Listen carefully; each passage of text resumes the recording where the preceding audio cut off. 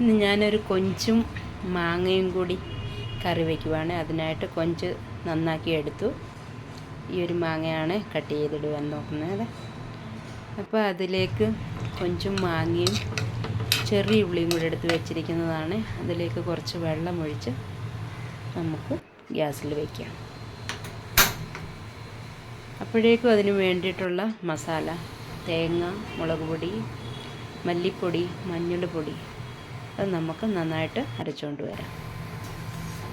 അപ്പോഴത്തേക്കും നമ്മുടെ കൊഞ്ച് ഇങ്ങനെ തിളച്ച് വന്നിട്ടുണ്ട്. അതിലേക്ക് അരച്ചുകൊണ്ട് വന്ന് അരപ്പ് അരച്ച് ഒഴിച്ച് നമുക്കത് നന്നായിട്ട് ചൂടാക്കിയെടുക്കാം. അതിലേക്ക് കുറച്ച് പുളിയും കൂടി ഇട്ട്, തോട്ടുപുളിയാണ് ഇട്ടിരിക്കുന്നത്. അത് നന്നായിട്ട് തിളച്ച് വന്നിട്ടുണ്ട്. അതിലേക്ക് ഞാനൊരു തണ്ട് കറിവേപ്പില ഇട്ട് വെച്ചിട്ടുണ്ട്. വെളിച്ചെണ്ണ, പച്ച വെളിച്ചെണ്ണയും കൂടി ഒഴിക്കണേ. അപ്പോൾ ഇത് ഇഷ്ടമായിട്ടുണ്ടെങ്കിൽ ലൈക്ക്